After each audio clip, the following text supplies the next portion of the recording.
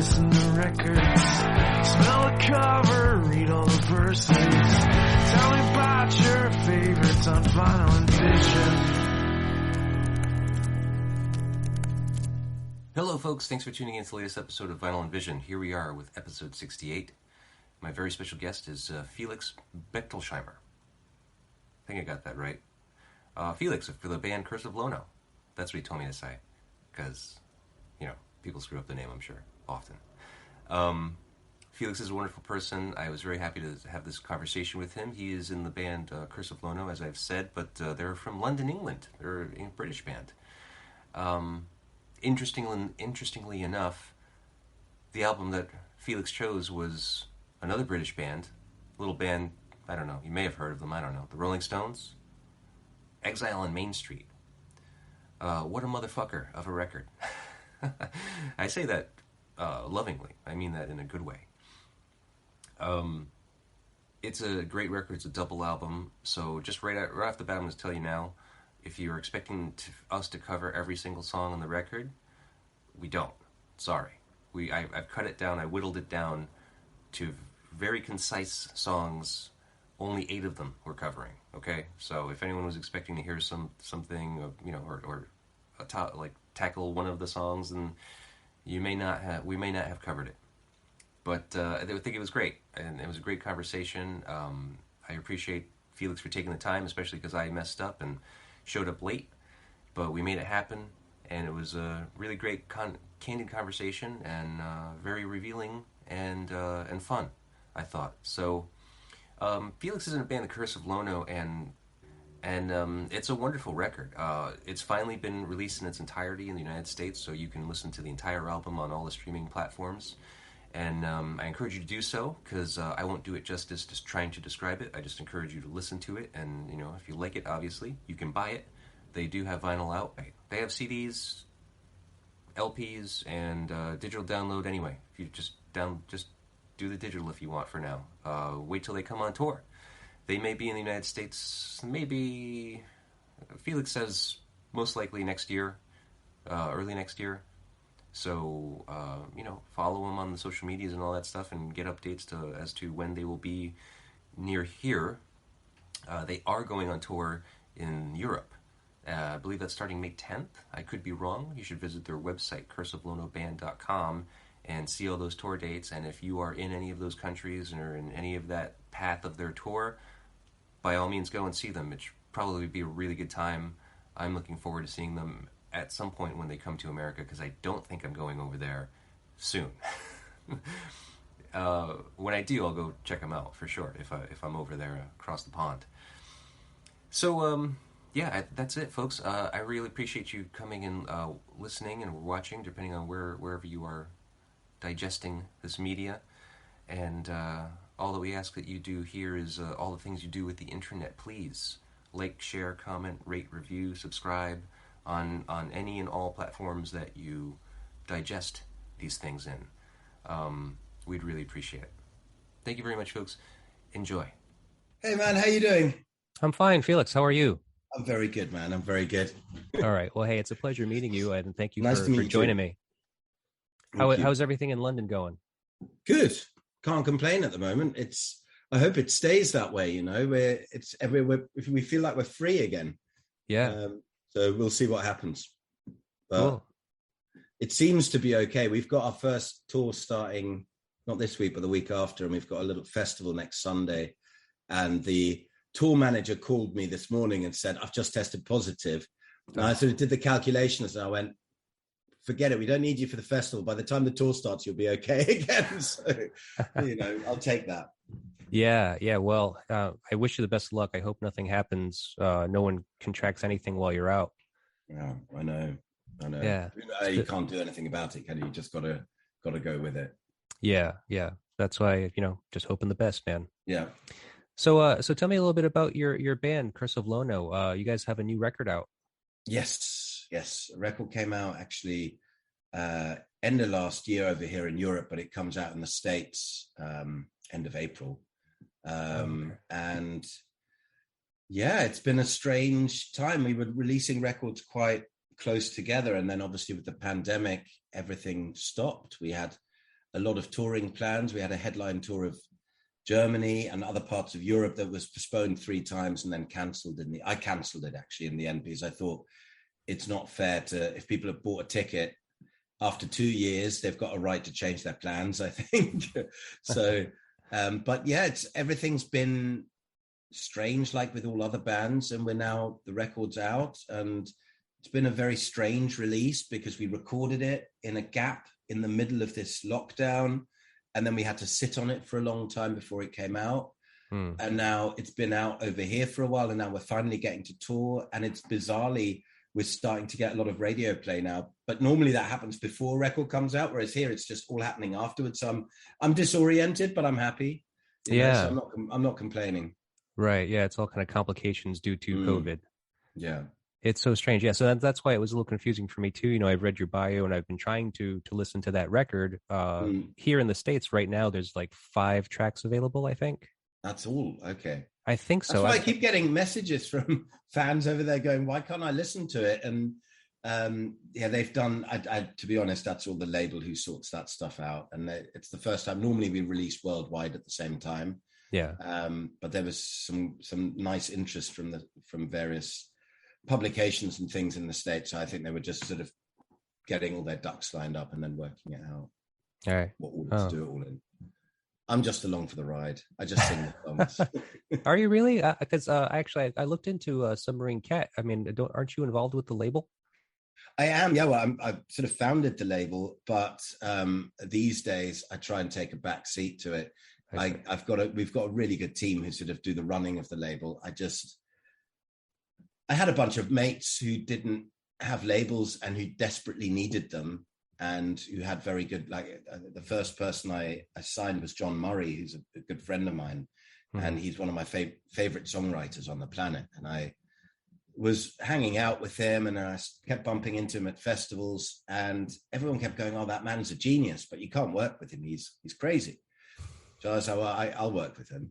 And I think it was a month later, I was hanging out with the Alabama 3, who did the theme song for The Sopranos. And they're a cult band over here. So they play big shows. They tour every year, and they've never gone away. For 25 years, they've had that cult status. But they've been making a living. I mean, they've been consistently releasing records, but they've been mainly making a living out of their live show for the last, at least the last decade. Yeah. And I was sitting down with them. They said, oh, we want you to play, some of the shows with us. And they lost one of their founding members who passed away. And they said, look, we'd like you to play at the wake, the memorial thing for him. So we did that. And we were talking about records, and they said, oh, I wish we had someone who could help us put a record out. And that was just after I'd had the same conversation with John Murray. And I said, you know what, life's too short. Let's just give this a shot. Yeah. And we got a really good team in place and managed to get lucky and sign another couple of acts, one who I'd been a big fan of for a few years. And it's now growing very rapidly. It was just me to start with, and now we've got a full-time team of 5 full-time members now, full-time people at the label, and a whole bunch of other people cruising around helping making it happen. And I'm sort of lucky that I'm allowed to go off and make my own records and go off on tour now and not have to worry about it too much. Yeah. Well, that's your main passion, right? I mean, that's kind of why you got into music in the first place. It is, but I mean, you know what it's like. If you make music, you make friends with people who make music, and then you want to. Every musician wants a family, and I like crazy, dysfunctional lunatics who no one else will work with. So when everyone else goes out, we're not dealing with those people. I'll go send them my way, and we'll give it a go. Yeah. It's all worked out well so far, huh? Like none of we've craziness. Had our bumps, and it's been up and down, but at least it's not boring in Submarine Cat HQ. Yeah, that's great. So listen, I was looking for the record. I was looking to see if there a way that I could listen to the entire new record, because I looked you up on Bandcamp, and I read a quote that you had on there. And it said, in reference to your new record, it said, for people in cars, you say that we're all in these bubbles. Yeah. So how is your bubble right now? Well, I think the bubble's bursting because I think we're stepping out, you know, we're actually allowed to go and play shows and do stuff. But yeah, I think we are, you know, and I think that it resonated with me, but especially during the whole lockdown thing, where I don't know if they called it that in the States. Over here, they called it this is your bubble. And it was, your bubble was I think pretty much a legal thing even, where you were allowed I think it was 2 or 3 people in your bubble. And those were the people you were allowed to have contact with, but no one else. So people had to choose their bubbles. They had to choose whether we hang out with these grandparents or these grandparents, you know, because to keep the risk of infection down. So that was a whole thing. If you were caught going for a walk with someone with a can of beer in your hand, it would be like, are you in the bubble together, you know? And I don't know, when I then saw these photos of Mike Mandel's photos from people in cars, his photo book, it's all these people in their cars, and I just thought they're little bubbles. It's every car has one person or more who are in a relationship, or they work together, or they're in a family, or they're in an argument, or, you know, whatever it is. There's all these little stories. Every car that goes past this intersection, there's a story inside. There's something that person or those people in that car are experiencing at that moment. And the photographer is sort of trying to peer into it, but he obviously with the camera, you can't work out what's actually going on. And I found that really interesting. And I found it, in a weird way, it resonated with me during that time when we were all in these bubbles and we couldn't see people. I was down at my mum's place during the lockdown, and she wasn't there. And my sister lived 20 minutes away, but we weren't allowed to see each other because we weren't in the bubble. And then slowly things eased. So it was just something that was constantly on my mind at the time. And I just thought it was a really cool representation. Yeah. Well, it did make sense too, Bambi, because I guess we didn't call it that here in the States, but I definitely heard people talking about it in that way. I'm glad to hear that it's even internationally now, because you're in London, that all of these restrictions are loosening up, and it just. Over here, there's very little restrictions now. You can pretty much do what you want. Yeah. I know I was over in Italy last week, and there you still had to wear a face mask in the bus and on the plane and at the airport. Yeah. And I had to fill out all sorts of forms to travel. Whereas over here, you can fly into the UK without having to worry about anything now. Oh, really? Okay. Yeah. Cool. I don't have any plans to do that soon, but at some point I'd love to. Yeah. It's been a long time, man. I haven't been in London since 2001, I don't think. Oh, wow. Yeah. And I spent some time over there. I was dating a girl that was going to college in Egham. Yeah. What was that? Royal College of the Atlantic, I think it was called. Yeah, I don't know. I know where Egham is. I don't know what the college is over there. Okay, yeah. So I spent some time there in London and then bounced around some parts in Europe. Nice. It's beautiful. Yeah, it is. Especially when the weather's like it is at the moment. It's great. Yeah, very cool. So I asked you to come onto the show to talk about a record that was important to you and influential to you. You chose the Rolling Stones Exile on Main Street. Yeah. Tough one, man. This was a tough one. Oh man, I wouldn't know where to start on that one, but I don't know. That's my album. You know, yeah. And I've seen you mention it. Any bar anywhere on the planet, if that record's playing, I feel like I'm in my hometown. You know, it's just I've listened to that album. I have no idea how many thousands of times, and I always pick out something new in there in the background. It's got so many layers, that record. Oh yeah, right. And it's mixed in such a way where the crazy thing. I always think, God, if I was mixing this record, I'd mix it totally differently, but it wouldn't sound as good. My instinct would be, no, you've got to turn that up, you've got to turn that down. But it sounds the way it does because they did it the way they did it, and I think for me, it's a masterpiece. Yeah, total chaos. And I don't know if you've seen that. There's a documentary about it made by a guy called Stephen Kijak, and they're talking about how the band would disappear into the basement of Villa Nelcott to do their sessions every night. Yeah, and it would sound absolutely horrible. They said it was just the most awful sounding racket that you've ever heard in your life. And then some time at like 4 or 5 in the morning, suddenly they go, yeah, I think we're ready for a take. And then they do something, but the rest of the time it's just total chaos. Yeah. And it represents everything chaotic, and debauched that turns into something beautiful for me. I just think it's the most decadent sound that I've ever heard on a record. I think you're right. I mean, I think that makes a lot of sense. And now, speaking of that kind of like that chaotic response to it, or the kind of like, you know, kind of appreciation of the chaos that this recording was. I mean, how did you get turned on to this record? Oh man, I don't know. I think when I left school and I got thrown out of school and I moved to London, there was a bunch of kids I was hanging out with, and the school I was at before, everyone was listening to, you were either into techno, electronic dance music stuff, or you were into heavy metal. And, I liked, like my Misfits and my Black Sabbath and Guns N' Roses and all that stuff. But I always loved the Stones. I always loved the Beach Boys, which everyone would laugh at me for. I was the only kid, decades after they'd made their hits, but I'd be driving around with the windows down, listening to the Beach Boys on full blast. So I always loved that kind of stuff. And when I came to London, the people the Misfits I started hanging out with and playing in bands with, were obsessed with the Stones. And it was Beggars Banquet, Let It Bleed,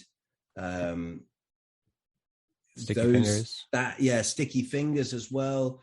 But it was mainly Beggars Banquet and Let It Bleed.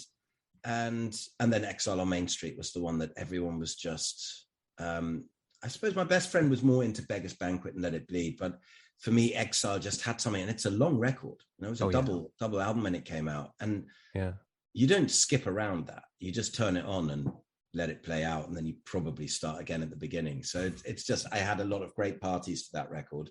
And it also got me through some very difficult times. So it's sort of, it's been with me. It's been a very, very good friend to me for a very long time. Yeah, I see. And so what was music like for you growing up? I mean, you're saying that you got turned on to this record when you moved back to London, when you left school. Was that high school? Yeah, that was high school. I got thrown out of high school when I was, I want to say 17. And before that, I'd listened to the Stones, but it was more the earlier stuff. I knew Satisfaction. I knew the big hits. Sure, Under My Thumb, stuff like that. Yeah, I didn't get under the surface, really. And growing up, it was very tribal. I think much more tribal back then than it is now, listening to music. I think back then you were either with these people or you were these people. And there was a few indie kids out there who sort of liked a bit of both. But you couldn't be friends with someone who liked the other stuff. That didn't work. You were in your tribe. Whereas now, I just don't think, I see it, the kids who come to the gigs, and especially some of the younger artists we have on the label, it's not that tribal. People want to try a bit of everything. They want to find what turns them on, not be dictated to. You really have to have long hair. You have to wear a leather jacket, and you have to drink Jack Daniels, and then you're with us. Or you have to pop loads of pills and, rave all night long in the corner, and with a rave whistle around you, blowing into a whistle, and then you're with these guys. I think it's much more open nowadays. But for me back then, it was quite tribal, and I sort of fell into this rock crowd. But then I wasn't fully into all of that as much as some of my friends were. Right. And then when I moved to London, I got kicked out of school, and I moved to London, and met people who were living and breathing the music thing a lot more, and that's where I got turned on to a lot of that kind of stuff. And Exile was one of those records. Okay. And have you always been a musical person, like ever since you were a child, or when did you start learning music? Not really. I mean, my parents were not big on music. My dad had a very small record collection, a lot of Johnny Cash, a lot of Harry Belafonte, and a bit of ABBA. Interesting. Yeah. And, he loved the Beatles. My mum loved the Stones, but there wasn't that much music. But it was my grandparents who both played the accordion. So, but it was, I grew up in Germany. So there's a lot of sort of German Oompa Loompa music. And as a little kid, I'd dance around. And music other than that was very much like the other kids. And I was at boarding school, and I was having a really tough time at school. I was really, really tough time. And one of the older kids came into my room and said, "Come with me." And he took me to his room, and he gave me a couple of shots of vodka, and he put on Never Mind the Bollocks by the Sex Pistols. And I was just completely stunned. I'd never heard anything like it. And then when it finished, he made me listen to the whole record, and then he gave me another couple of shots, and then he put on Pink Floyd, The Final Cut. And they're obviously very different bits of music, very different styles and genres. Sure. But it was, for me, they were two sides of the same coin, because they were both protesting.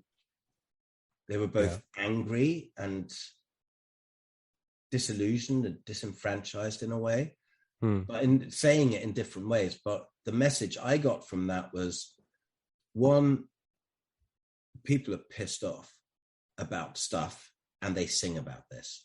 And there's more to music than just, I love you, baby. I miss you, baby. Spend the night with me, baby. Oh my God, I'm so sad you've gone, baby. You know, there was just something much more than that. And it was amazing. I mean, it was amazing. And then the same guy then had this horrible nylon strung acoustic that he couldn't tune properly. And he started playing Pigs on the Wing by Pink Floyd and something. And I just suddenly went, I can do that. And it was just something, because it was a very different system that I was angry with. Obviously, you know, the Sex Pistols were against the whole, the actual governmental system, the societal system, you know, that's a different thing. And the same with Pink Floyd. It was a very political, the Final Cut's a very political record. I was pissed off at school. I was pissed off with the injustice of having 18-year-old kids beating the shit out of 14-year-old kids and stealing your food and telling you what to do when they had absolutely no right to do that. I was pissed off with people my own age telling on each other. There was no one had any loyalty to each other. So that was the system I was pissed off. It was a totally different thing to the Pistols or to Pink Floyd. But I sort of went, yeah, I'm with these guys. I like this. And I went home for the school holidays and I told my dad, I need a guitar. And he was going, you don't play the guitar. And I go, yeah, I'm going to learn. And he goes, bullshit, you're going to learn. And in the end, I dragged him to this guitar shop and I begged him. And he said, look, I'll do a deal with you. I'm going to get you, and it was a Squier Stratocaster. And he said, I will buy that for you. And if you're still playing it every day in a year's time, it's yours. And if not, you pay me back. And he said many years later it was the worst mistake he ever made, because I never put the thing down again. But you showed him. Yeah. But for me, that was something that was, it was really important. And that music then grew. It wasn't just, yes, of course, my friends then all got into, you know, Metallica and all this stuff, which is very angry, you know, rock stuff. And I get that. But for me, I'm not saying the Pistols is intellectual. It was just shocking. I'd never heard anything shocking like that. Sure. Whereas Pink Floyd, I was really drawn to the words. I was just amazed by that they could come up with stuff like that. And so, that kind of started my journey then. And then once I got that guitar, my roommate, he was having a hard time. He bought a bass and we made the most god-awful racket for the next, I don't know for how long. But we had a lot of fun with it. But that's when I got seriously into music. Before that, I was just like any other kid listening to a bit of pop. Right. Okay. So now about this record again. So I found something kind of unique about your choice, because, you know, I've been listening to your catalog. I've listened to everything that you put out so far. I'm pretty sure, you know, the EP, the As I Fell record, Severed, and then the songs that I've heard off the new record. And they're very different styles of music, it seems. You know, I mean, like what Curse of Lono doesn't seem directly connected to like something like the Stones, Exile, and Main Street. No, and you're right. You're absolutely right. And I used to, with my old band, Hey Negrita, we tried to get a bit closer to it. It's very, very difficult. I feel like one of the things with Exile on Main Street is you listen to the vocals and the shambolic nature in which stuff comes together and just sounds amazing, but it feels rough around the edges. And I think that record has been studied by people for decades, trying to recreate, how do we get our vocals sounding that loose and that tight at the same time? And it's a really difficult thing to do. I mean, you kind of have to be Mick Jagger and Keith Richards. I mean, there's no, but then you've got the backing singers on there as well. Oh, yeah. And I don't know, we tried to analyze it once. We were going, is it that they're really tight, the backing singers, so Mick can just veer off deliberately, and we never really worked it out. So I try not to. Exile on Main Street has given me an awful lot over the years, as have the Rolling Stones with their whole catalogue.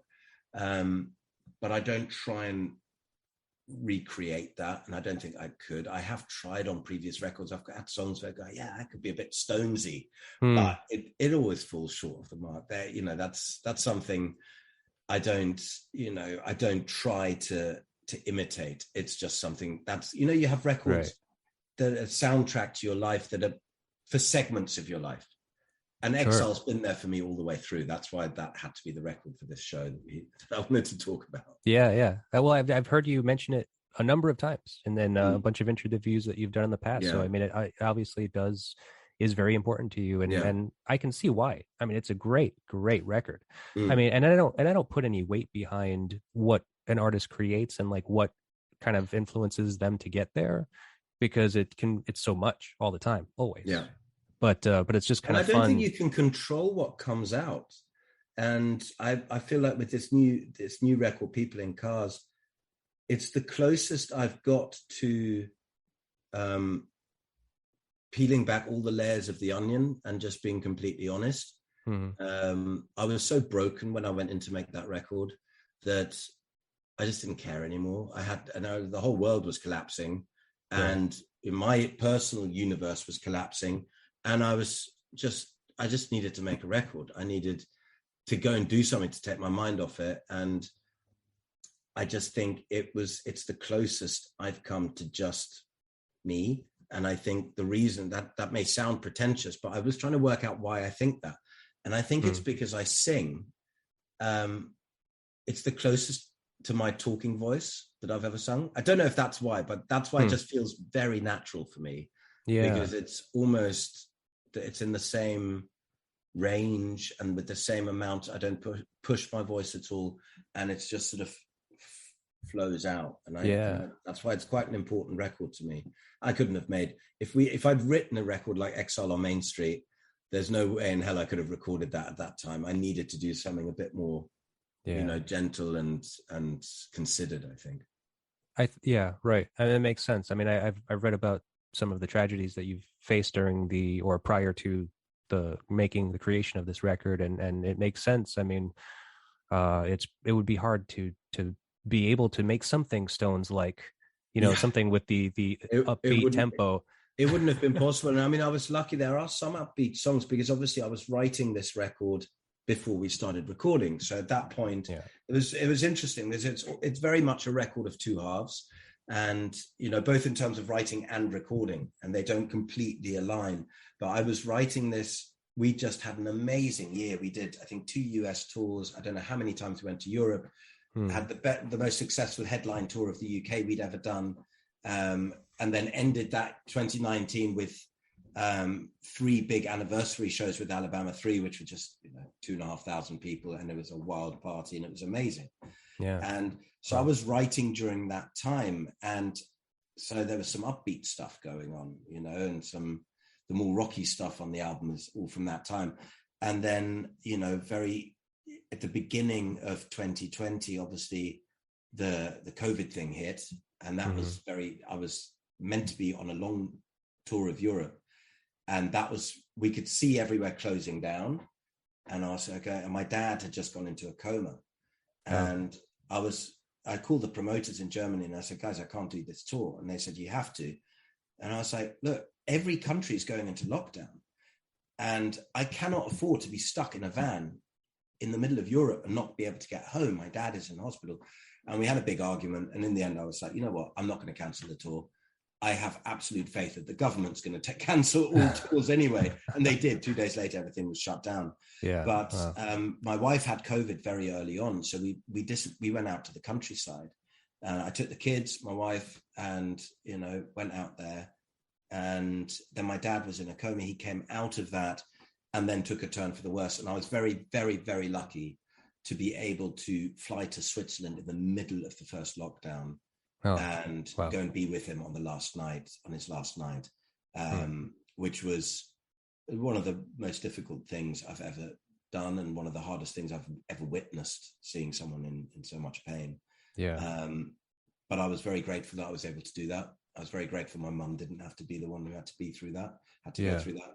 And I know people who lost their parents and lost loved ones during the pandemic and were not able to do anything.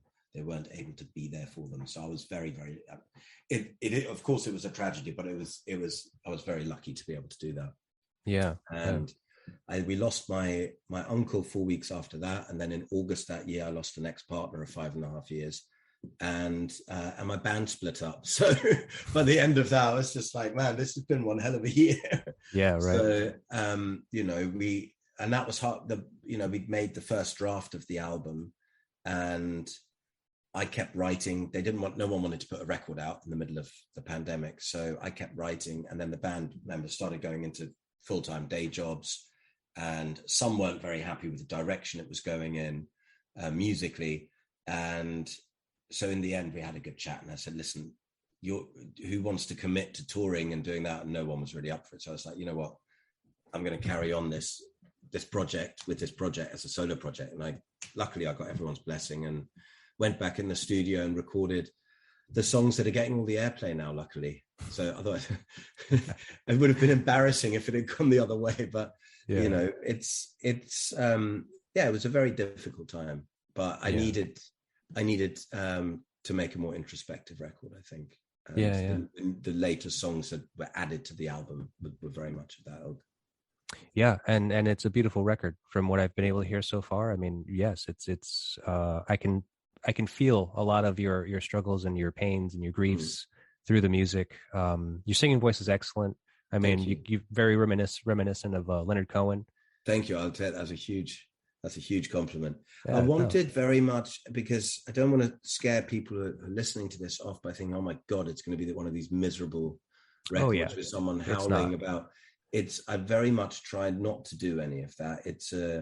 I tried to keep the singing style very conversational, and it's storytelling, and there's hopeful moments on the record as well. So it's not all downbeat.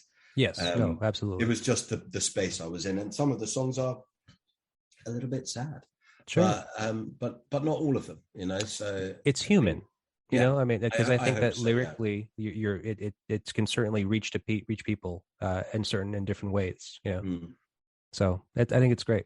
You did a great job. Thank you. So now I was speaking about the differences between Exile and mainstream and what you do, and actually there are some kind of like parallels. I feel like maybe if not through the music directly, just kind of lifestyle things that have been happening to the Stones at the time that they were recording this, and obviously some of the stuff that you've gone through. Not at the time of just a disclaimer, not at the time of making this record. no, I mean, not exactly. I think, I mean, that's true. And some of those themes have come up in this record. And I always swear that I will never write about that stuff again. And every time I make a record, there's a couple of songs that poke their heads above the water that for some reason, some part of me, some sinister part of me wants to revisit that time when I was, living that kind of lifestyle as well. Okay. And I think... We'll talk about that, because I definitely had some questions. I mean, it's obviously it's no secret, like what. You can ask me anything. And sure. If I don't want to answer, I'll just pretend I can't remember. It's like, I think I'm losing you. This connection's gone really bad. Yeah, sorry, I'm out. No, I won't be that pressing. Oh, I don't mind at all. Okay, well, so let's see. We should probably just go ahead and get into this record. Let me ask you one question before we start. So Keith Richards has been quoted about this record saying that things were changing and I was no longer interested in hitting number one in the charts every time. What I want to do is good shit. If it's good, they'll get it sometime down the road. So at this point in your career, do you ever consider legacy? It's probably all I consider, because I've never had a number one record and I don't think I'll probably ever get one. So a large chunk of what I consider is what will the kids and my grandkids and whatever say one day. I always have this mad, as an American artist called David Ramirez, and I did some shows with him out in Scandinavia, and he did a song, I think it was his grandmother or great grandmother, and they found out that she was a songwriter, and he'd never met her, but he found this out. And he managed to get hold of some of her music, and it was just magical to him. And I always wonder what will happen if one day a grandchild or a great-grandchild discovers that, you know, the granddad or the great-granddad was a bit of a lunatic, and he went all over Europe, all over America, touring with his band, various bands, and he wrote this stuff. And that's important to me. And I mean, for my kids, it's very important to me as well.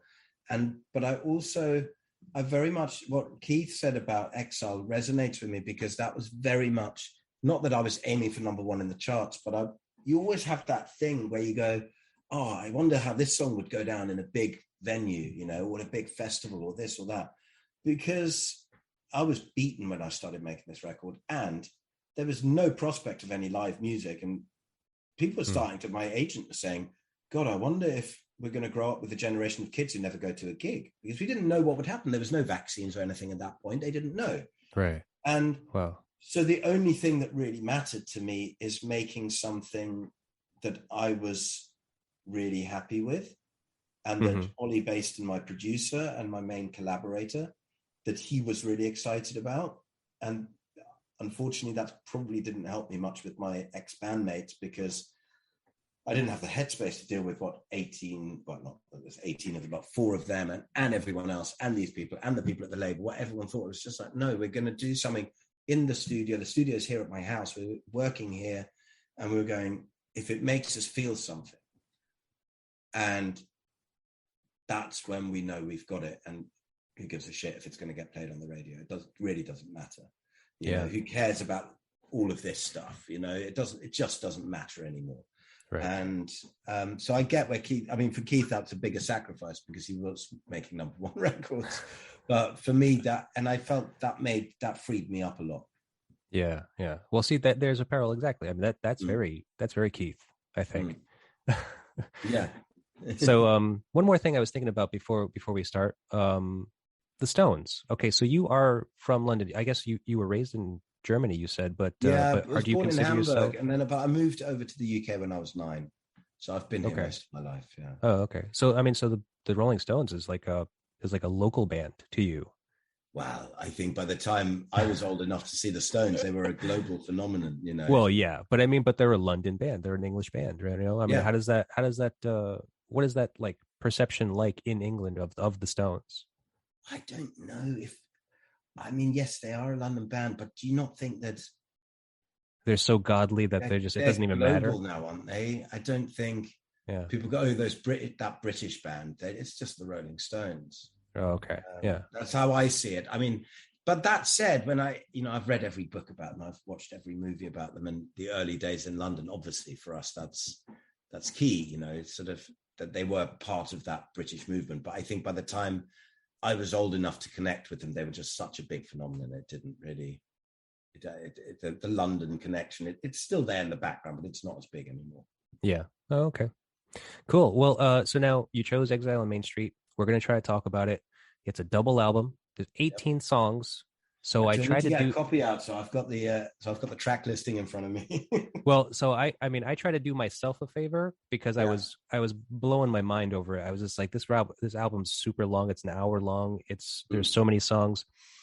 I'm going to try to just dissect this and cut it down. And I cut it down to 8 songs that we're going to cover. Okay. Now, I'm sure that you have some songs, so I'll give you one. If we're not going to cover it, I'll tell you the list. If we're not going to cover it, I'll give you one that we can cover that I am not prepared for. How's that sound? That sounds good. All right. So now I try to choose 2 songs off every side. Okay. And I did that specifically because what I read in one of the books and the research that I was doing was that each side of the record kind of has a specific vibe to it, and it kind of flip-flops. There's so like the first side of the record is like this, it's the party, and then the B side is like the hangover. Yeah. Okay. There's the rock and roll side A, and then there's the cosmic Americana side B. Yeah. Okay. All right. So the songs that I chose was side A, Rocks Off and Rip This Joint. Yeah. Side 2, Sweet Virginia and Torn and Frayed. Oh, yeah. Side 3, Happy and Ventilator Blues. and then the final side, Shine a Light and Soul Survivor. Cool. So is there one that we're not going to cover that you think you would like to cover?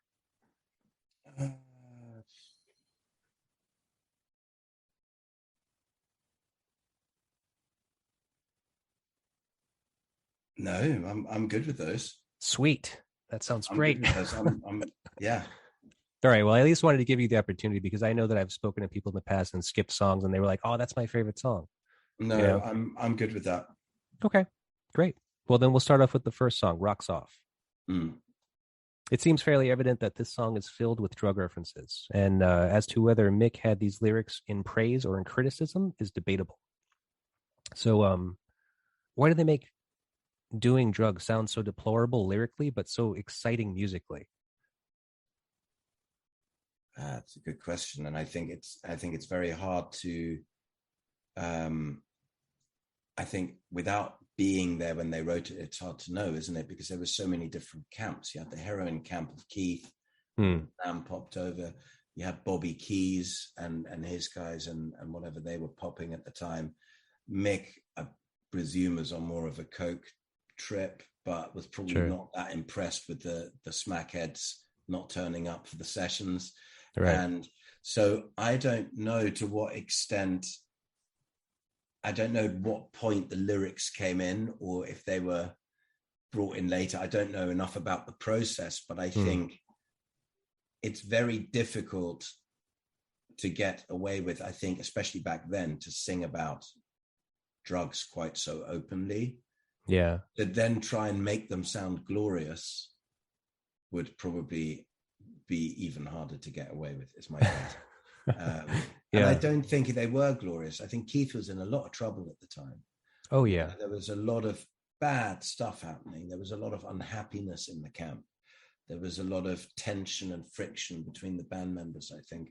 So I think it's probably that the intellect, this is how I read it, is the intellect is saying, this stuff's bad, kids. Whereas I'm blasted and I'm rocking out, and that's kind of, but I'll have another one, please, sir. That's kind of what I read into it. And I mean, Rocks Off, what a way to start a record. I mean, there's no, ambient introduction or, easing in. I mean, this is just straight in from the top. They just introduce like, this is what it's going to be, guys. And when you've got a record that's an hour long and you just go, no, we're going balls to the wall, we're straight in there with this. It's pretty spectacular. I agree. Yeah, it's definitely, it's a great record. This is a great party record in general. Yeah. I mean, you can't go wrong. And it's one you can put on in the background and some people be sitting there listening, other people be swaying along, other people just be having their conversation, doing whatever. And it just glues the room together, I think. Right. So now, I don't want to bring a lot of attention or focus a lot on the whole idea, on the concept of like, drug use, because this record is just so heavy in it, really. I mean, like every song almost has some kind of like drug connotation almost. And, I know that you've had experience in the past. Obviously you've experienced some trouble with it and recovery. Yeah.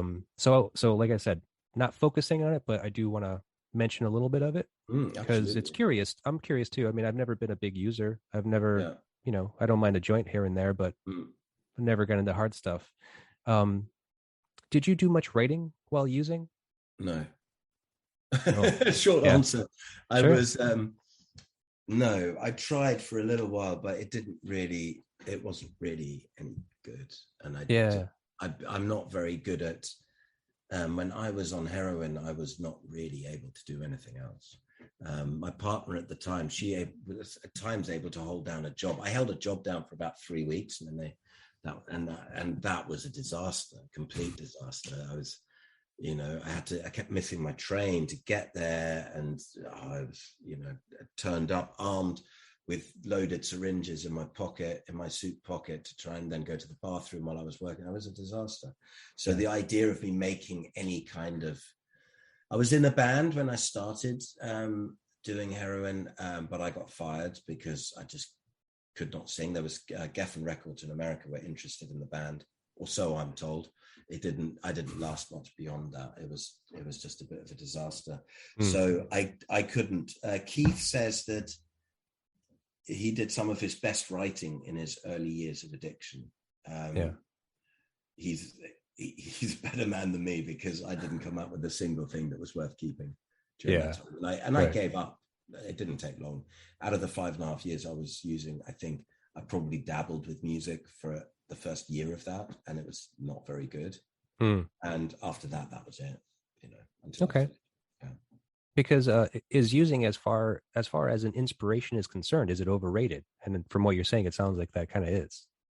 Well, I think I've probably got a lifetime's worth of stuff to write about. Sure. From what I experienced, and that may sound like I'm glorifying it. I'm not. I'm talking about the losses. Not, you don't write about this great high. I mean, I've never found any use for writing about that. Yeah. But there was a lot of losses incurred. There's a lot of people I know who are not, or knew, who are very close to me, who are not here anymore. So there was a lot of, and going that deep down when you really just don't think you can get out, and you don't think you're going to survive, and people are dying all around you, and you've just overdosed for the 6th time in 6 months, and you're stuck in a mental hospital in Germany, not quite sure what's going on anymore. You can write about that for many years, but during the time it was totally useless to me. So I don't recommend it. Good. Okay. Yeah. I mean, it makes sense, because unfortunately, I mean, I'm a fan of rock and roll. Okay. So I've been following it along for a long time, and it just seems that like it always is, it's something that kind of is ever present. And you hear about these people that are fantastic. They're amazing writers and so forth, that create these amazing things. And you find out that they've been like strung out the entire time that they've been doing it, and it's just so strange. I think that's changing. I don't know. I mean, maybe I'm too sheltered these days. But when I was growing up and when I got into music, okay, for me, a large chunk of it was rebellion. I wanted to rebel against whatever it was. So I liked the idea that these guys were drinking Jack Daniels, snorting lines off their amplifiers and all that stuff. Mm-hmm. I was a part of it. I remember my best friend, who's sadly not around anymore, and he was in a band and I was in a band, and we always did gigs together. We weren't making music as great as the people we admired. We weren't. I mean, I know that, we were not having the impact on our audience. We didn't have that audience. We were not famous. So how do you try and convince yourself when you're 17 years old or 16 years old that you're one of them?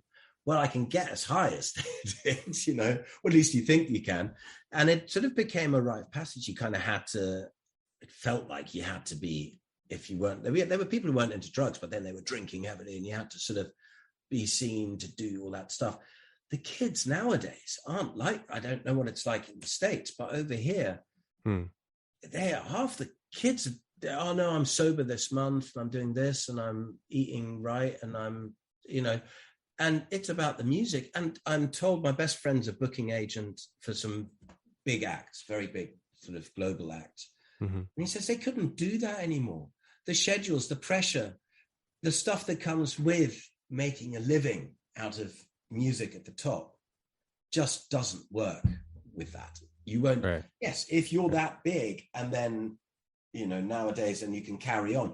But he says it'd be very hard to get to the top nowadays if you did that. These kids work. They have to be on 17 different social media platforms and do interviews all around the world and collaborate and make videos and be on TikTok and God knows what else.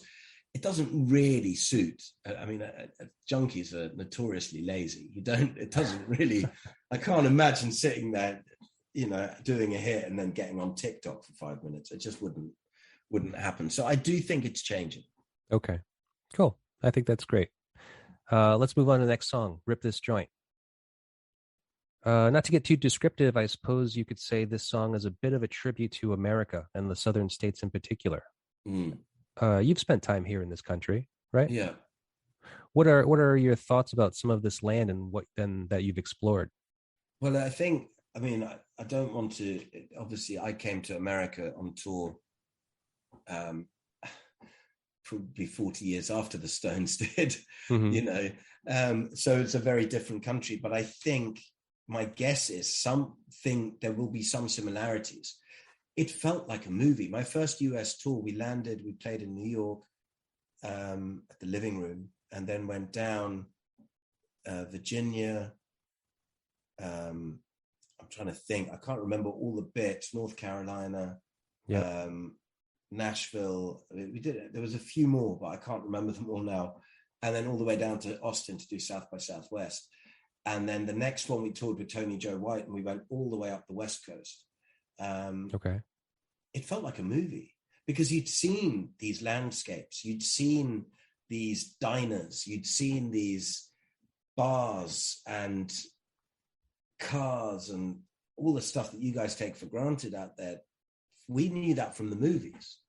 Right. And now you're in a van with 4 of your best friends on the planet drinking beer and playing music, and people like it. And you're just like, this is like the fucking movies. And I think for the Stones, it was a different thing. I think the Stones, they conquered America back then. And it was obviously their place where they made a lot of money. They spent a lot of time with a lot of lovely ladies, took a lot of drugs, and lived the dream. And I think by the end, also the nightmare, by the time it came to Exile on Main Street. But they were sort of, America was a huge thing. And you have to remember, the Stones started out of a total and utter passion and dedication for American music. That was what they were obsessed with. You know, when Mick and Keith met, it was about, oh my God, you've got that right. Oh God, let me play you this. Right. And trying to work out how to sing and sound and play like these, the old blues artists. And that was a big thing over here in the UK in the 60s. I know that I had a long conversation with Steve Winwood about this quite a few years ago, because a lot of people don't know this. When Steve was 14, 15 years old, the rule over here was with the Musicians Union that when an American artist came here, only the featured artist was allowed to perform. So if it was, I don't know, any big blues artist, they were not allowed to bring their band. They had to use British musicians. Oh, okay. When they went on tour. And Stevie Winwood, at the age of 14, 15, was out there playing the Hammond organ for all the big blues legends. He learned like that. And he was a little white kid from Birmingham, Britain, not Birmingham, Alabama, you know, and he had his first number 1 record at the age of 15, sounding, when you listen to I'm a Man or Give Me Some Loving, you go, that sounds like an old black man. And it was a little skinny white kid who's 15 years old from Birmingham, you know. And so there was a whole scene over here with these, I've read a lot about this, you know, where they were just obsessed with American music. So for them to finally actually get to go over there and have people like them, I think must have been an incredible experience. Right. Plus, I mean, you know, they were huge music fans and of American music specifically, you know, the blues. And now they're traveling these lands that these people that are their inspirations came from. Yeah. You know, so that's why I'm kind of curious how did it feel for you traveling around this land, like, you know, exploring these parts? I think it was the same, just probably a bit watered down, but we were in it was bliss. That first tour was just, I mean, it was just incredible. I think it was, you know, one of the best couple of weeks of my life. It was just absolutely magical to be. It's stuff you didn't think you'd ever get to see. And yeah, it was like living in a movie. It was amazing. Cool. And then now, so on the other side of the coin of this song, the breakneck pace of this song and the overall punk feel of it, right? Makes me feel like Rip This Joint is a way of describing like a great rock and roll performance. Yeah. You know, it's so intense. Can you tell me about either the greatest rock show you have witnessed or performed? The greatest rock and roll show I've witnessed. Or performed. It's so hard. The Stones are definitely up there. Yeah, and when would that be? I first saw the Stones on the Voodoo Lounge tour in 90, I want to say that's 94 probably. Okay. No, maybe a bit later, 95, 96. I can't remember now. But it's mid-90s. It wasn't the greatest rock show I've ever seen. I'm trying to think now what that could have been. There've been so many. The Pixies. First time I saw the Pixies at Brixton Academy. First time I saw the Pogues. Are the Pogues rock and roll, or are they too Irish? I don't know. I think they qualify as rock and roll. Yeah. Oh, that was just madness watching them. Well, see, that's the thing. That it doesn't even matter what genre it is. Where's the madness happening? You know, that was just incredible. I saw Bon Iver the first time he played at Green Man Festival over here. 5,000 people, and you could hear a pin drop. That was not rock and roll, but yeah, I mean, it was just powerful, very, very powerful, very total magic. I'm now cheating if I'm saying too many. That's okay. And the greatest show I've ever played. It's hard to put it down to one, but I have to say the last show of our UK tour in 2019, the last headline tour I did with the previous lineup of the band, was down in a little place in Bristol, which is called the Louisiana. And the Louisiana, I think, holds 125 or 150 people. That's it. It's tiny. Okay. But they packed them in so tight. There was people who bought tickets who couldn't get in. And this place, everyone from Amy Winehouse to Oasis to the White Stripe, like everyone has played at this place. It is just one of those places that when you first start touring, you play the Louisiana.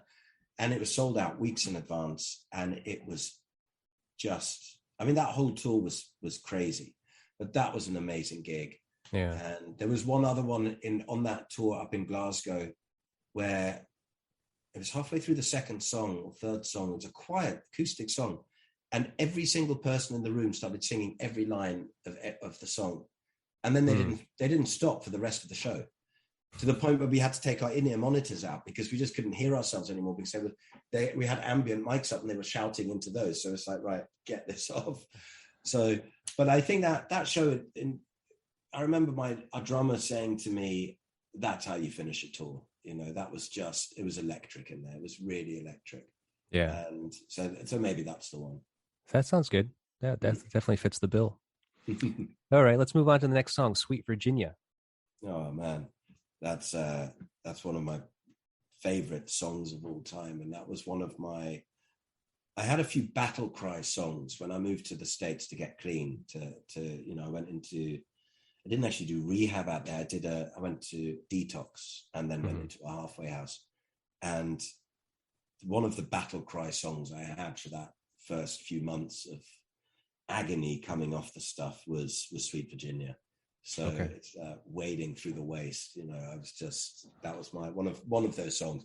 The other one was actually Willing by Little Feat was one of the other ones. And there was a few, but Sweet Virginia's been with me, and you know, it was with me before then, but during that time it became really important. Yeah. Willing? Oh yes, what a record. Yeah, I just happen to have this sitting by. I'd never heard of Little Feat when I moved to the States, and my one of my roommates was obsessed and got me completely hooked on them. So yeah. Oh, okay. Yeah, I've listened to that one before actually, but it's not too close. Sailing Shoes, and that's a beautiful song. It's a great record. That. Okay, well, I'm going to put it on soon anyway. That's why it's over here. So, let's see, Sweet Virginia. So, like I said before, the drugs are always finding a way into these songs, right? But moving away from the simple motif, this song has been described as being hopeful. And the shit you have to scrape off your shoe, as disgusting and bothersome as it may be, is merely a distraction from the bigger picture. So what kind of shit have you had to scrape off your shoe? Oh God, what kind of shit? Yeah, what kind of shit haven't I scraped off my shoe? Better question. Haven't you? I mean, it's hard to. I think the time when that song was most important to me was a very, very tricky time, because I had moved to the States to get clean. I'd just spent 8 days in a government-sponsored experiment in a mental institution in Germany where I'd signed up for it on opiate addiction, and it did not work out. And it was the lowest I'd ever been. I had nowhere, I didn't have any place to live anymore. My partner at the time was sleeping with everyone she could get her hands on, it seemed to me. Yeah. And I had absolutely no money. I had nothing. And I moved over to the States. My uncle took me in, and then they got me into a detox ward. I'd overdosed so many times. I had abscesses down my arms. And, you know, and people were dying. A lot of my friends were dying. In the first couple of months I was out in America, a reasonably well-known TV presenter who I was very good friends with passed away from an overdose, and it was my dealers who supplied her. And that got quite difficult. I was in a halfway house and suddenly I had a call from the press wanting to talk to me. My ex-partner at the time was sort of trying to hide out from the press because she was involved in all of this, and trying to rebuild some kind of relationship with my family, having not spoken for so long. I didn't really have any friends left. Yeah. And I was suddenly in South Florida where it was fucking hot, and I was sweating, and I was really unwell, and I was coming off heroin, methadone, barbiturates, and alcohol, and it just felt like death. And listening to that song, I don't know, for some reason it was one of those songs when I put it on, I could just, you know, kept me going for a little while. And I had this thing at the time where my uncle had a little Jeep Wrangler, and he would lend me the Jeep, and this is once I'd completed my first couple of weeks of detox and I was allowed out during the day. And I had a pile of Stone CDs with Exile was always at the top. And I put that on the passenger seat whenever I felt really bad or temptation was coming, knocking on the door. I would just drive all the way along the ocean, A1A, as an hour, all the way to Miami if I needed to, and back again until I felt better. And Sweet Virginia was one of those songs that just made me go, come on, you can do this, get through another day.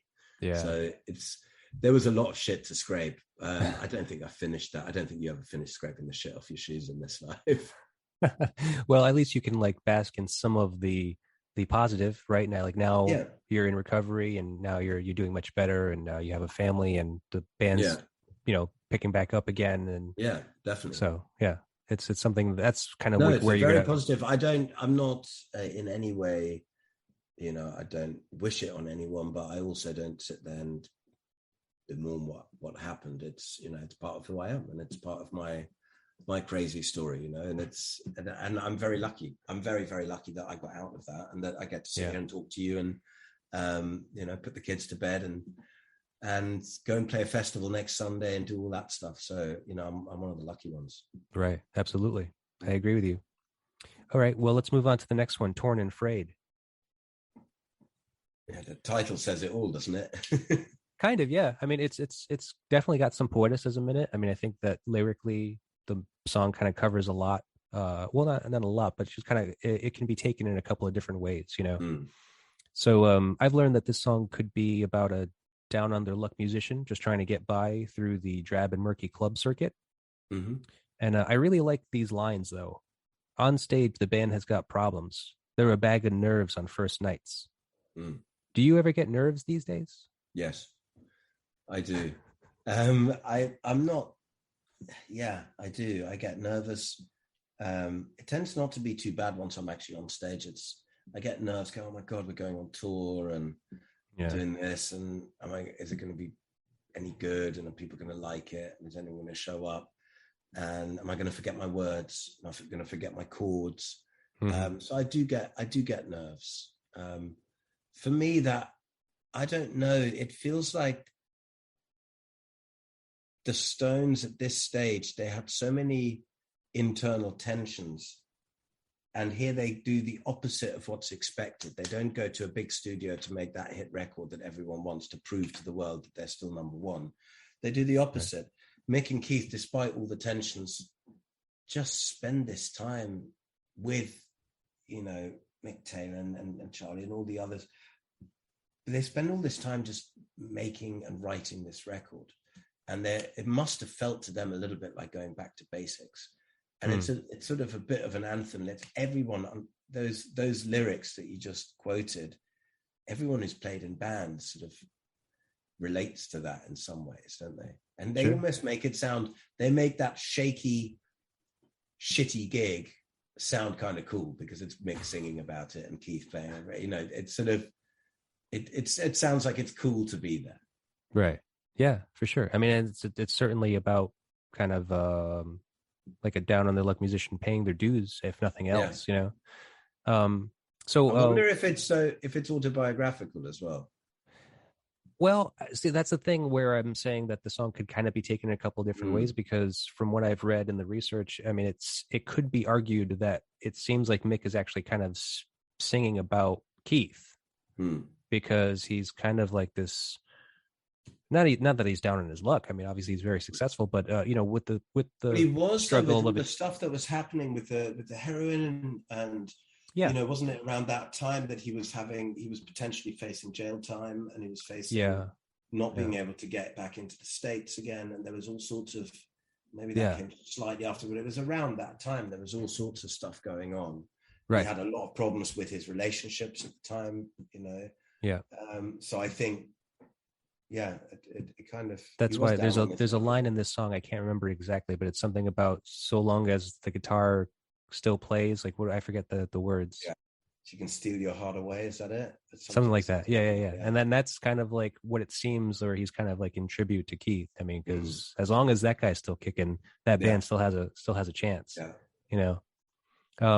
So what about any of your earliest performances? I mean, what was one of your earliest performances? The early performances were pretty drunken, shambolic affairs. And I think they were very busy gigs, but they weren't busy because the music was great. They were busy because we were teenagers and everyone wanted to make out with someone. So that's where the party was at, you know. It took us a while to realize that just because 100 or 200 people show up doesn't actually mean that anyone likes your music. They're there because so-and-so is going and that one's going and she's looking hot tonight and he's looking good tonight. And, you know, there's probably going to be a good after party. And so the early performances were a party. Yeah. You know? Okay. Yeah, right. That actually sounds very familiar to me. Yeah. Those teen days, teen shows. Yeah. Cool. All right. Well, let's move on to the next song, Happy. That's one of my favorites of all time. It's such a great song. I mean, Keith, you know, Keith's on the mic, and it's, and I probably should know this. I should have double checked what the official lyrics say, but I remember at one stage thinking, I need a lover to keep me happy, but I think officially it's, I need your love to keep me happy. But I think it goes either way. I think there might be two phrases. Is that? I think there might be, yeah. I'm going to have a look. I'm going to Google it after this. But I remember it was a sort of thing that I wasn't really, at the time it was, you know, that it was pre-Google when I got really into this, and I couldn't work out whether it's I need your love to keep me happy, or I need a lover to keep me happy. So I don't know. But it's just, that song is just pure Keith. That is my favorite. I mean, my two favorite Keith songs are Before They Make Me Run and Happy, and Happy is the one for me. That is you know, I think it's Keith. A great one. Yeah. So let's see. Happy. I think the obvious thing here is the speed and simplicity in which this song arrived. You're familiar how kind of fast that came in a very, I guess, a very traditional kind of Keith style. Yeah. What's the fastest you ever written a song?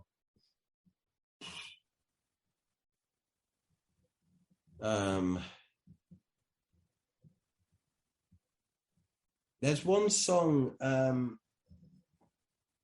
that I did with my old band and never played it live. I went through a very painful breakup, and the morning, I think it was the morning after I split up with this girl. To be fair, I had a chord change that I'd been playing around with, but nothing, no vocals, no lyrics, no nothing. Just a riff. And that song, I remember, It's called Sunlight Hits Your Eyes. And I woke up so upset and hungover, and the world was a terrible place. And I grabbed my guitar and I started playing it, and this chord change came, and I wrote all the lyrics, and I wrote the entire song.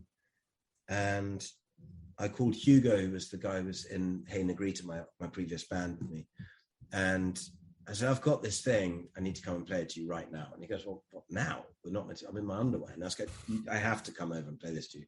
So I played it to him, and he was going, well, he said, I love it. What are we going to do? And I said, well, let's record it. And Hugo was a multi-instrumentalist. And so I wrote it that morning, played it to him. We did a quick arrangement on it. I said, I've got an idea for a solo chords. And he's going, cool. What are you thinking? This and that. And I literally wrote and recorded it all in one day, whilst spending some of that time in tears in the corner. So that's pretty quick. There's been a few others which have happened very quickly. The song Valentine came very quickly and almost fully formed.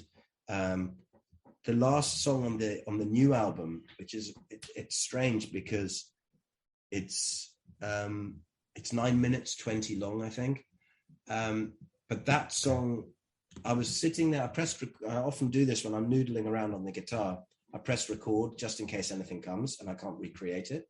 Sure. So I did that, and I started just singing anything that came into my head of this chord change that kept repeating. And none of it had been planned at all in any way, shape or form. I was literally just noodling around. And I recorded this thing, and it went on for 23 minutes, anything that came into my head. Oh. And I then came back to it. I turned it off and went, that was a waste of time. And the next day I listened back to it and I went, there might be something here. And rather than writing new stuff for it, I spent the next few weeks reducing it and taking lines out and I changed the key, but that song came out fully formed. It was just too long. It had to be edited down. Oh, wow. But that was a very strange, I remember the images in my head of my dad. It was a week after my dad passed away. Images of my dad, and then images of my son, and just how fragile life is, and how quickly it can disappear. But that song literally came out like that. Yeah. And I just had to cut bits out to make it work on the record. How weird. That is the strangest. It's a really weird one. Yeah. We don't do that one live. It's too freaky for me. All right. Well, that's cool though. I mean, it's just a beautiful thing because you never know kind of when or how a song is going to come, and that's just one of those ways. So very cool. So there's more here in this song. There's something to be said about the very telling lyrics in regards to Keith's personality. So here's something that I'm going to try for the very first time. We're going to play a little game called "Do You Think Like Keith?" Okay. Shit. So I don't know if I want to think like him or not, but let's try it. I think it'll be telling. So just taking the lyrics from the song. Well, I never kept $1 past sunset. It always burned a hole in my pants. How are you with money? Do you spend it as soon as you get it, or can you save it? I've got better. I used to spend it quicker than I could get it. Oh, okay.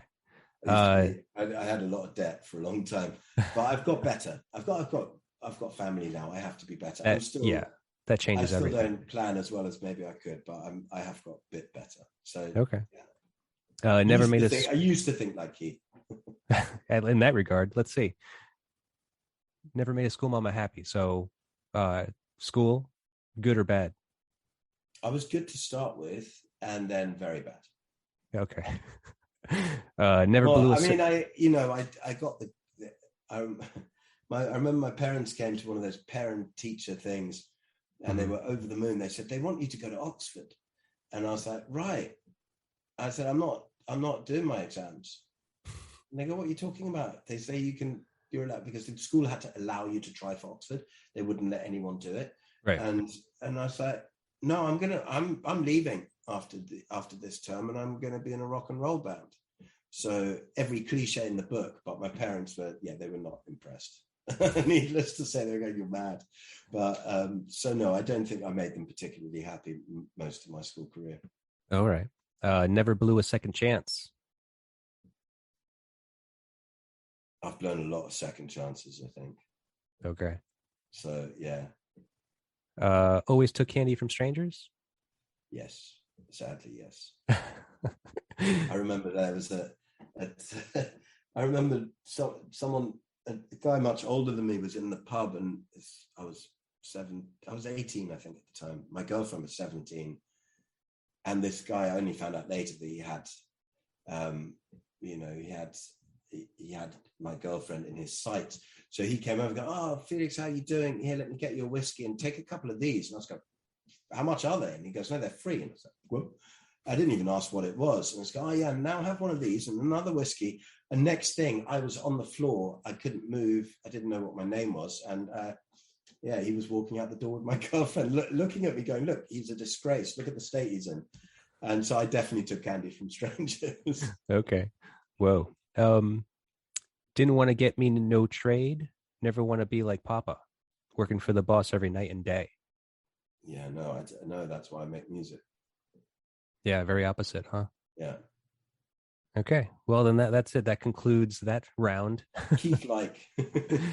Yeah, you have some similarities, but you know, I think you focus on the better stuff, the more positive things, the less reckless stuff. Yeah, certainly nowadays. Yeah, right.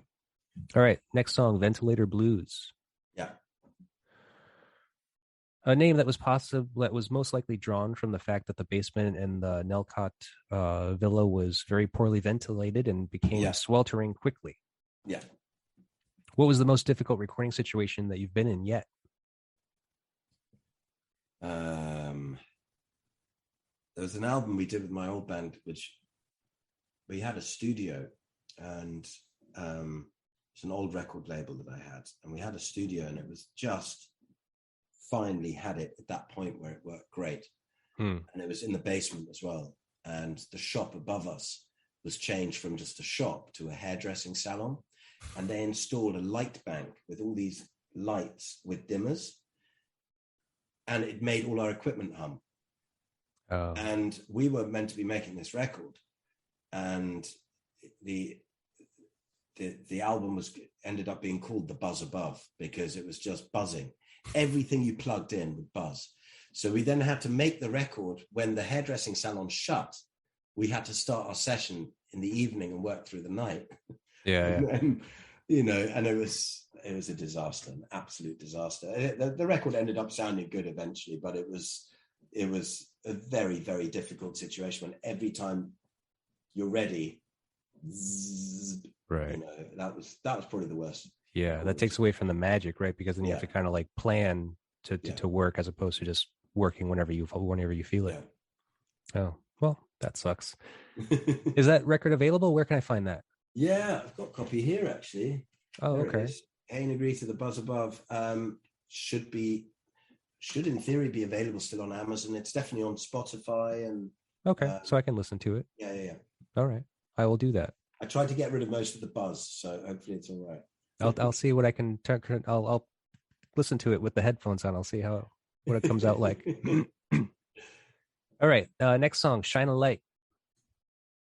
No, but it's just, I saw them play that when I went to see them the first time on the Voodoo Lounge tour. I saw them at Wembley Stadium, and Mick said, "Oh, we're going to try something we haven't played in a long time." And they played that song, and I was in floods of tears. I was crying like a baby. Right. It was just, I don't know. I can't even put a finger on it. I just think it's just, for me, I don't know. I couldn't put a finger on it. It was just, the tears just were flying out of me. Yeah. Well, some songs have that feeling, right? They do that to you, and like it's unexplainable sometimes. Yeah. It's one of the most beautiful pieces on this record, because you've got that, like Sweet Virginia has a real tender side to it as well, that acoustic thing. But this has got something sort of bordering on gospel to it. And it's not chaotic. It's just very calm. And for me, it's one of my favorite songs of all time, that. Yeah, I can see why.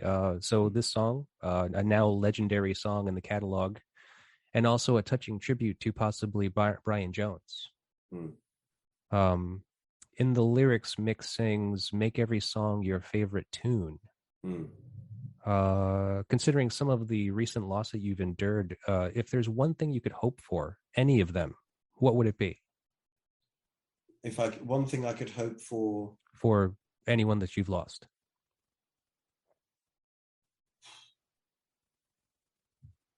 What can you hope for them once you've lost them? I'm not sure.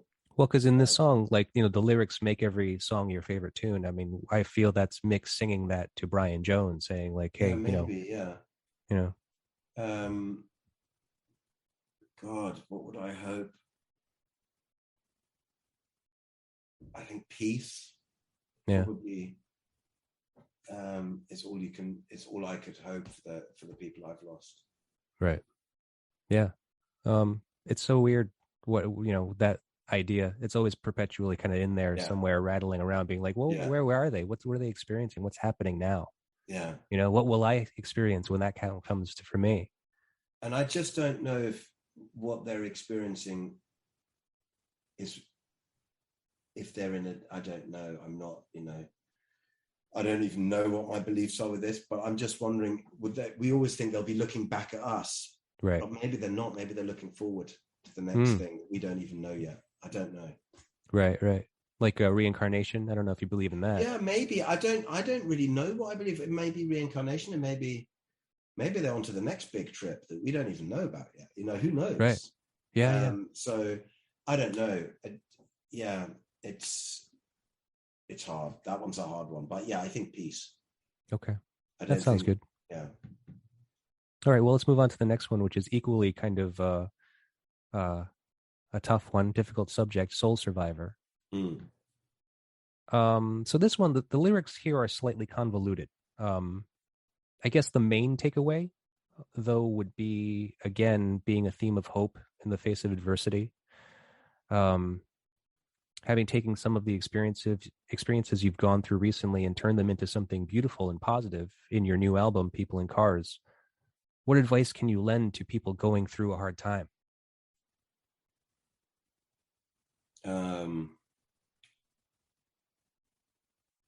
It depends very much what the hard time is, I suppose.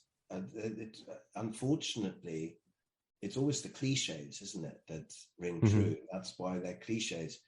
And I've been in times when it's been very difficult, where you break it down.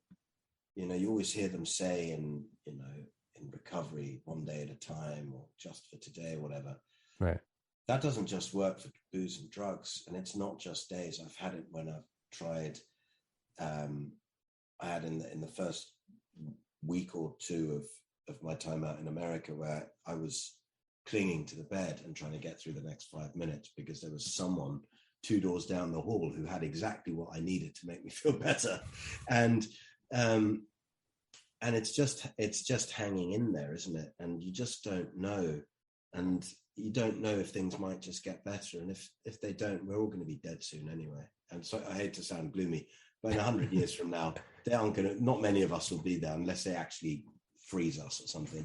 Right. The bad stuff will end soon enough, but you never know. And I found that recently, but when it's not a really, really, really hard time, but just when I'm having a really dark day, I sometimes find that I wake up the next day and the situation hasn't changed, but my outlook has. Yeah. And it suddenly feels manageable. And nothing's actually changed. It's the same crap. But I maybe had a better night's sleep. And maybe I do a lot of writing. I try to write 3 pages every morning. First thing in the morning when I have my coffee. And sometimes a lot of stuff gets processed. And you go in and you go, that's all shit. I cannot deal with it. I cannot believe what's happened to my life. And 40 minutes later, you're like, all right, so what I need to do is this and this. And then, and everything just feels more manageable. So obviously there are people out there at the moment, like at any time in history, but at the moment, obviously we see what's happening in Ukraine and over here, that's all we see on the news. And you just go like, yeah, it's easy for me to say that, right. Safe here in London and, of course, so I'm not suggesting that, this is applicable universally. I'm just saying for me that sometimes hanging in there for a minute, this is quite a useful thing. The other bit of advice I heard in an interview years ago, not a music-based interview, but it was an interview where they were talking, someone was, I think it was Joe Malone, who has the perfume brand, bizarrely was being interviewed. And I was interested in what she had to say. And they said, any advice for a budding entrepreneur? And she said, never make a life-changing decision when you're not feeling your best and when life is getting you down. Don't make big decisions. Wait till you're feeling at least a little bit better before you do something stupid that you end up regretting. And I think that's part of the same thing. If it's bad, just dig in and hold on. That's what I've tried to do whenever, and I try not to make any stupid decisions, massive decisions during that time. Just give it a beat. Yeah. And if you can, pick up a guitar or do something and the writing that I do now every day is something that has helped me enormously. It's helped me sleep better at night. And I just write 3 pages every morning, anything that comes into my head, just stream of consciousness. Doesn't matter. Coffee's good. Ooh, a bit hot, whatever, I'm still pissed off with so-and-so. Oh shit, I forgot to do that email. Doesn't matter. But I always find the first half of page is just rubbish. By the time you get to page 2, things start to come up that are clearly bothering you under the surface. And often by the end of page 3, I've resolved it, or I sort of know what I need to do. And it's been a practice that's really helped me through. And when I watched, I watched my father, die in front of me, having spent the whole night with him, I couldn't sit down and write 2 verses and a chorus about that. That's not possible. But I could write stream of consciousness, and a lot of stuff came out. And bizarrely, a lot of what came out there ended up being some of the best or my favorite lyrics and most honest lyrics on the album. So I didn't sit down and write this, I'm trying to create something. It just came out like that. And, so I find that's a really helpful thing, just to write anything with no purpose in mind for it. It can just be thrown in the bin afterwards. I never read back. I've got piles and piles of books here of these 3 pages every day. I've never gone back to read over them. Oh, wow. I will one day, maybe, but I just don't. I just write the next 3 pages, and it's, it helps me sleep at night.